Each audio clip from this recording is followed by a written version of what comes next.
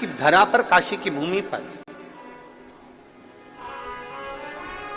और काशी की धरा पर भगवान प्रश्न कर रही है माता सती भगवान देवादिदेव महादेव से, भगवान शिव से, भगवान शंकर से, बाबा जी हमारे मन के संशय को मिटा दीजिए, ये पुनरपि जन्म पुनरपि मरणम, बार बार जन्म बार बार मृत्यु के प्रपंच से कैसे छूटा जाए वो हमको बता दीजिए।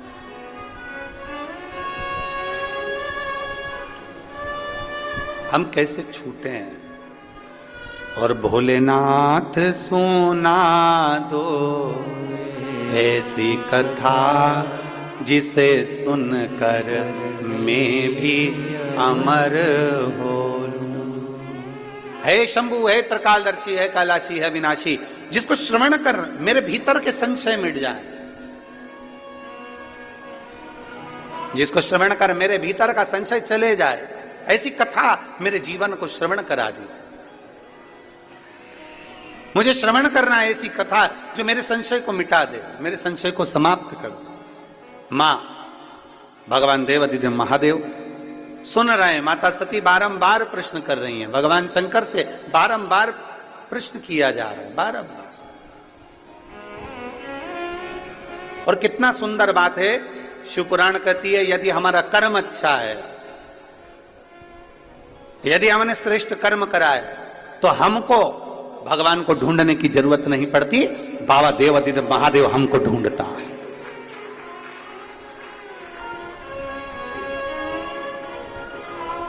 अगर हमारा कर्म अच्छा है, अगर हमारे कर्म श्रेष्ठ हैं, तो हमको बाबा को ढूंढने की जरूरत नहीं, बाबा हमें ढूंढेगा, बाबा हमको ढूंढने के लिए निकल।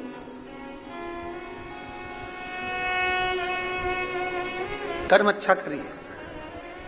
अभी बिलाई की कथा में हमने एक बात कही थी कि बन सके जिस बच्चे को एजुकेशन की जरूरत है, अच्छे पढ़ाई की जरूरत है, और बच्चा अच्छा पढ़ना चाहता है, तो उस बच्चे को अच्छी पढ़ाई कराइए। किसी को चिकित्सा की जरूरत है और बहुत बीमार व्यक्ति है और उसको चिकित्सा की जरूरत है, तो उसको अच्छी चिकित्सा कराइए। किसी को एजुकेशन चाहिए, उसको एजुकेशन दिलाया जाए, किसी को चिकित्सा चाहिए, उसको चिकित्सा दिलाई जाए, जिससे वो अच्छे से अपने जीवन को आनंद पूर्वक जी सके, वो आगे बढ़ सके।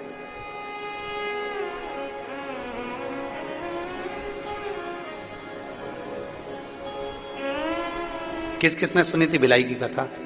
हाथ उठाओ जरा। सभी ने सुनी है? रख लो रख लो रख लो।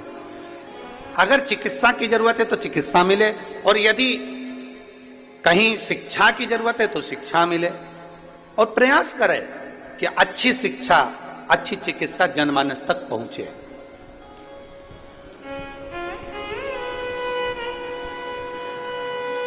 सती मैया कह रही है कि मेरे भीतर का संशय मिटा दो। कर्म अच्छा है तो आपको परमात्मा को ढूंढने की जरूरत नहीं, परमात्मा आपको ढूंढेंगे। और अगर कर्म बेकार है, समय की अवस्था धीरे धीरे धीरे धीरे आती जाती है और मालूम पड़ जाता है कि हमारा आने वाला समय कैसा है। बचपन में कुछ अच्छा करा है तो जवानी में प्राप्त होता है, और जवानी में कुछ अच्छा करा है तो अधेड़ी में प्राप्त होता है, और अधेड़ी में कुछ अच्छा करा है तो बुढ़ापे में प्राप्त होता है। और यदि हम पूर्व से ही केवल थोड़ा थोड़ा थोड़ा थोड़ा पाप कर्म हमारा इकट्ठा होता गया, तो बुढ़ापे में यह मत सोचना कि बहू 2 रोटी दे देगी, बुढ़ापे में यह मत सोचना कि परिवार के लोग जी हजूरी कर लेंगे। अगर बुढ़ापा आते आते अपने ही अपने को ताना दे रहे हैं, बुढ़ापा आते आते अपने ही अपने को गाली दे रहे हैं, बुढ़ापा आते आते अपने ही अपनों को अपशब्द कर रहे हैं, तो फिर यह मानकर चलना कि हमने पूर्व का कर्म थोड़ा श्रेष्ठ नहीं कर पाए, इसलिए आज हमको सुनना भी पड़ रहा है और सहना भी पड़ रहा है। अरे मत बुरे कर्म कर बंदे वरना पछताएगा, भगवान की आंखों से तू बच नहीं पाएगा, तू बच नहीं पाएगा। अरे ओ अज्ञानी मत कर नादानी, अरे ओ अज्ञानी मत कर नादानी। तेरे कर्म का फल भी तू ही पाएगा, जैसा किया तूने तेरे आगे आएगा। मत बुरे कर्म कर बंदे, वरना पछताएगा। भगवान की आंखों से तू बच नहीं पाएगा, तू बच नहीं पाएगा।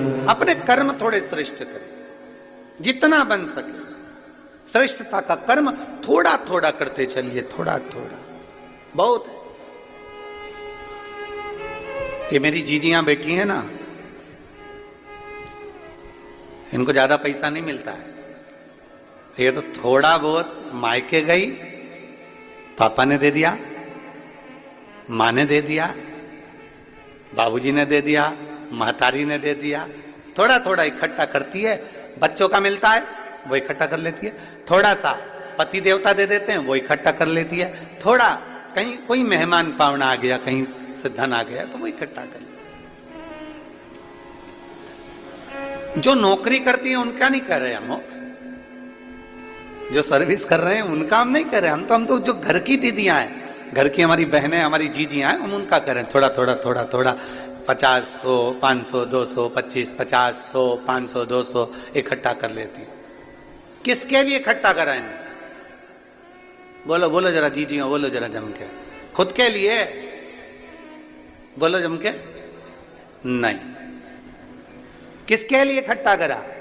ये पैसा इकट्ठा करा जब बच्चों को जरूरत पड़े तो मैं निकाल कर दे सकूं, और पति को जरूरत पड़े तो मैं निकाल कर दे सकूं। ये उस समय के लिए, खुद के लिए नहीं।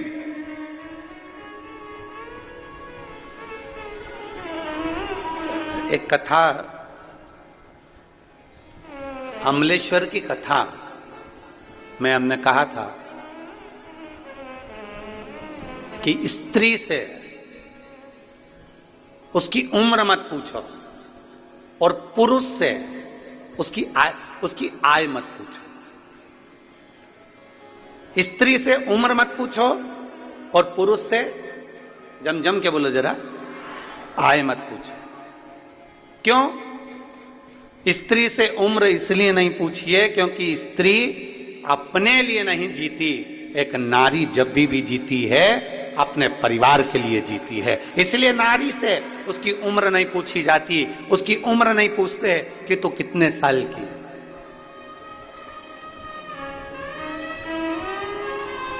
स्त्री से उसकी उम्र नहीं पूछी जाती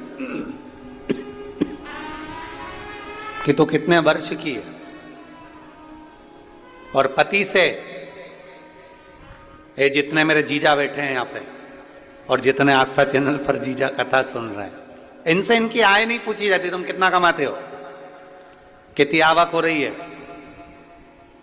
कितने की फसल गई, कितना आया, नौकरी करते हो, सर्विस करते हो, कितना मिलता है, कितना कटता है और कितना मिलता है, इनसे नहीं पूछा जाता। स्त्री से उम्र मत पूछो और पति से उसकी आय मत पूछो, क्योंकि घर का पिता, घर का पुरुष जब भी कमाता है अपने लिए नहीं कमाता, वो अपने परिवार के। सोमवार की अष्टमी के दिन भगवान शंकर को बेलपत्र समर्पित